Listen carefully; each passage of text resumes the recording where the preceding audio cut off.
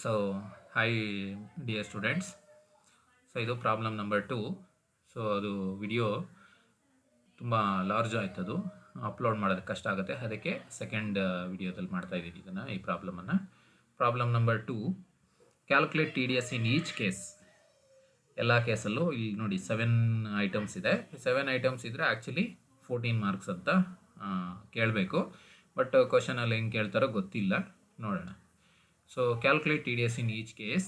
That number 1, taxable salary income rupees 3,50,000. So first one income from salary ಇದು. ಇದಕ್ಕೆ ನೀವು tax liability calculate ಮಾಡಿ ಆಮೇಲೆ TDS ಕ್ಯಾಲ್ಕುಲೇಟ್ ಮಾಡಬೇಕು. Then taxable house property income 80,000 estimated. So ಇದು income from house property, ಇದು estimated 80,000 ಇದೆ. ಇದಕ್ಕೂ ಟ್ಯಾಕ್ಸನ್ನು ಕ್ಯಾಲ್ಕುಲೇಟ್ ಮಾಡಬೇಕು. Then payment electrical contractor rupees 40,000 mister X who is an individual. ನೋಡಿ ಇದು ಇಂಪಾರ್ಟೆಂಟ್. ಪೇಮೆಂಟು ಎಲೆಕ್ಟ್ರಿಕಲ್ ಕಾಂಟ್ರಾಕ್ಟರ್, ನಾವಲ್ಲಿ T D S individual H U F ಇಬ್ರಿಗೂ ಒಂದೇ, ಬಟ್ ಅದರ್ಸ್ಗೆ ಬೇರೆ. ಈಗ ಕಾಂಟ್ರಾಕ್ಟರು ಇಂಡಿವಿಜುವಲ್ಲು ಮಾಡ್ಬೋದು, ಪಾರ್ಟ್ನರ್ಶಿಪ್ಪಿಂದನೂ ಮಾಡ್ಬೋದು, ಅಥವಾ ಕಂಪನಿ ಇಟ್ಕೊಂಡು, ಈಗ L&T ಕಂಪನಿ ಅದು ಕಾಂಟ್ರಾಕ್ಟ್ ಮಾಡುತ್ತೆ ಕಂಪನಿ. ಸೊ ಆ ಥರದ್ದು ನೋಡಿ, ಇಲ್ಲಿ ಮಿಸ್ಟರ್ ಎಕ್ಸ್ ಅಂತ ಹೇಳಿದರೆ ಹಂಗಂದರೆ ಇಂಡಿವಿಜುವಲ್ ಅಂತ ಅರ್ಥ. ನೋಡಿ ಅವರೇ ಹೇಳಿದ್ದಾರೆ ಇಂಡಿವಿಜುವಲ್ ಅಂತ.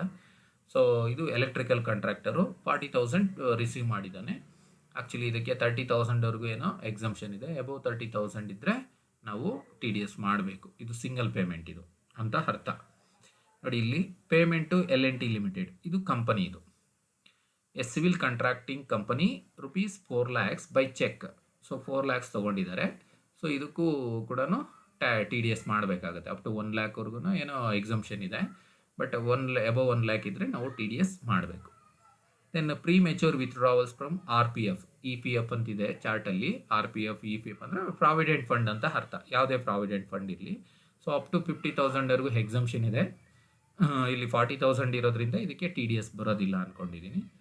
Next interest on bank deposit gross, ಅಂದರೆ ಇಂಟ್ರೆಸ್ಟ್ ಆನ್ ಸೆಕ್ಯೂರಿಟೀಸ್ ಅಂತ ಕರಿತೀವಲ್ವ, ಅದೇ ಥರದ್ದು. ಇಂಟ್ರೆಸ್ಟ್ ಆನ್ ಬ್ಯಾಂಕ್ ಡೆಪಾಸಿಟ್ 28,000 ಇದೆ.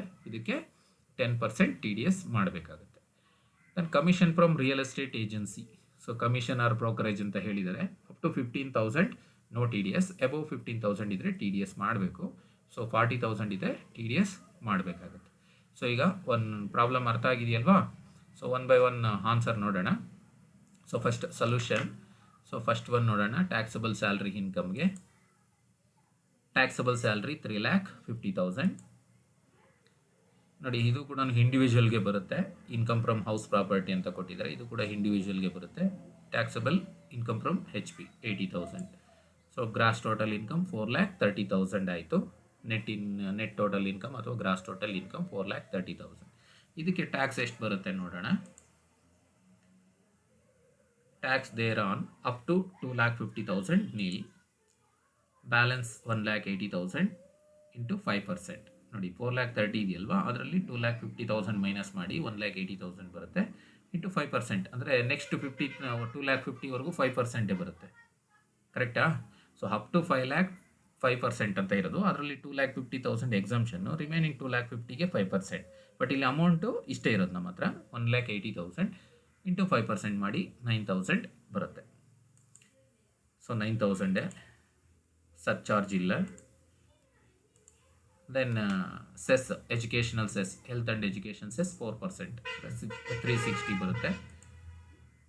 ಟೋಟಲ್ ಮಾಡಿ 9,360.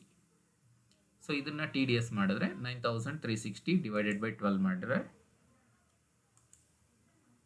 Monthly T D S 9,360 divided by 12 per month 780 rupees T D S. ಅರ್ಥ ಆಯ್ತಾ? ಇದು ಸ್ಯಾಲ್ರಿಡ್ ಎಂಪ್ಲಾಯಿಗೆ ಮಾಡೋಂಥದ್ದು.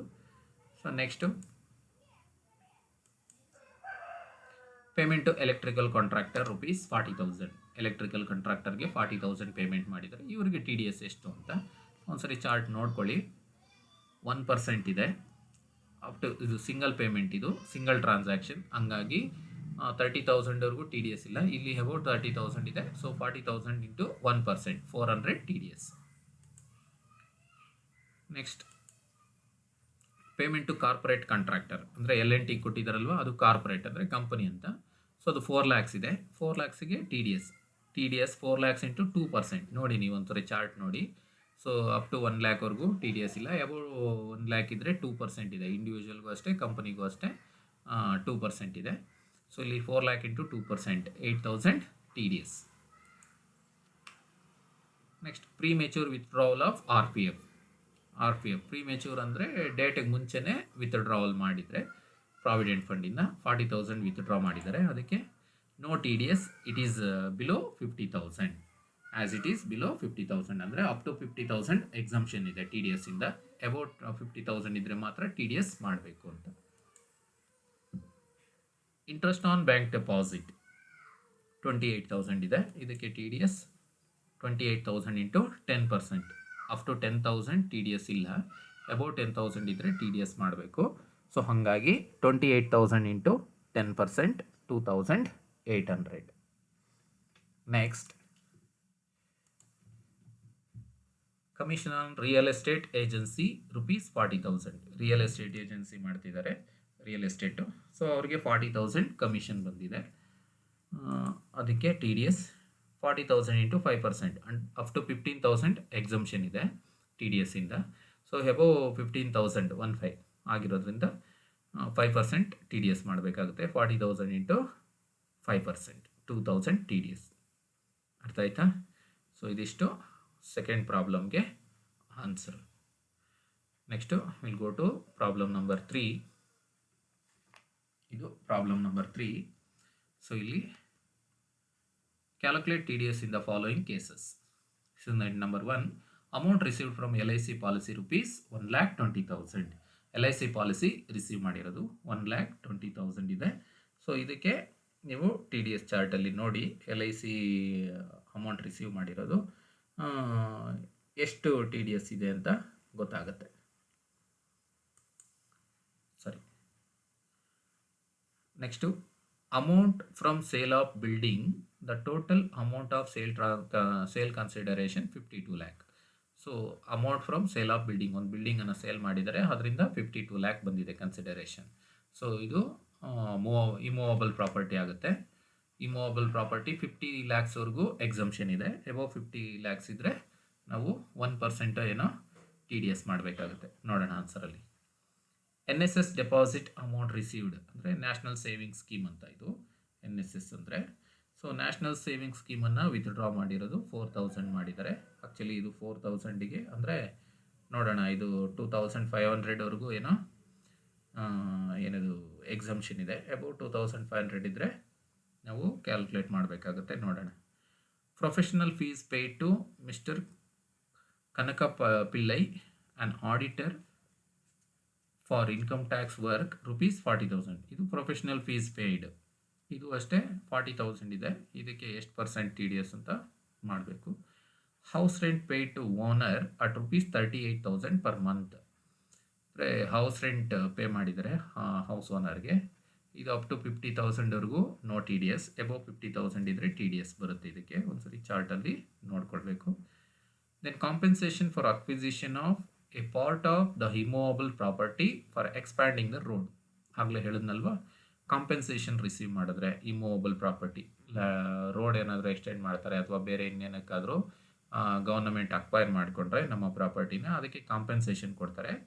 ಅದು ಅಪ್ ಟು 2,50,000ವರೆಗೂ ಟಿ ಡಿ ಎಸ್ ಇಲ್ಲ. ಅಬೌವ್ 2,50,000 ಇದ್ದರೆ ಟಿ ಡಿ ಎಸ್ ಮಾಡಬೇಕು. ಇಲ್ಲಿ 2,20,000 ಇದ್ದರೆ ಇದಕ್ಕೆ ನೋ ಟಿ ಡಿ ಎಸ್ ಅಂತ ಬರುತ್ತೆ.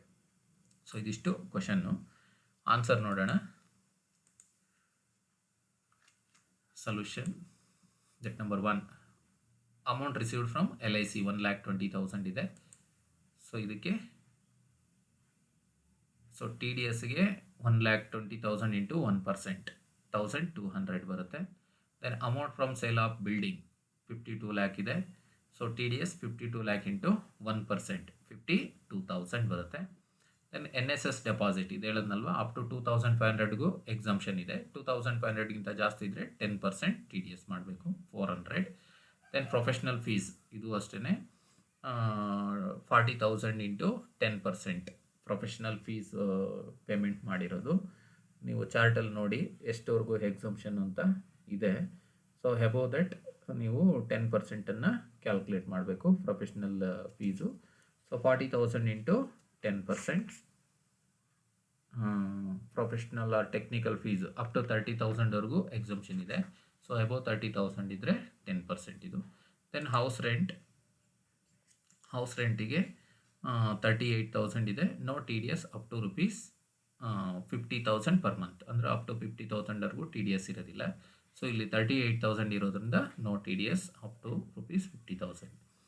Then compensation for the acquisition of land ₹2,20,000, ಇದು ಅಷ್ಟೇ. No T D S up to ₹2,50,000. So above 2,50,000 ಇದ್ದರೆ ಮಾತ್ರ ಟಿ ಡಿ ಎಸ್ ಬರುತ್ತೆ. ಸೊ ಇದಿಷ್ಟು ಸೊಲ್ಯೂಷನ್ ಸೆಕೆಂಡ್ ಪ್ರಾಬ್ಲಮ್ಗೆ. ಸೊ ಫಸ್ಟ್ ಒನ್ಗೆ 1,20,000 ಇಂಟು 1%. ಸೊ ಸೆಕೆಂಡ್ ಒನ್ಗೆ 52 lakh into 1%, 52,000. Then third one NSS deposits, ಇದು 4,000 ಇಂಟು 10%. ಪ್ರೊಫೆಷ್ನಲ್ ಫೀಸ್ಗೆ 40,000 ಇಂಟು 10%, 4,000. ಹೌಸ್ ರೆಂಟ್ ಬಿಲೋ 50,000 ಇರೋದ್ರಿಂದ no T D S. Compensation for acquisition of land, ಇದಕ್ಕೆ up to 2,50,000 no T D S. Okay, so easy ಇರುತ್ತೆ, ಚೆನ್ನಾಗಿ ಅರ್ಥ ಮಾಡ್ಕೊಳ್ಳಿ, ಈಸಿಯಾಗಿ problem ಮಾಡ್ಬೋದು.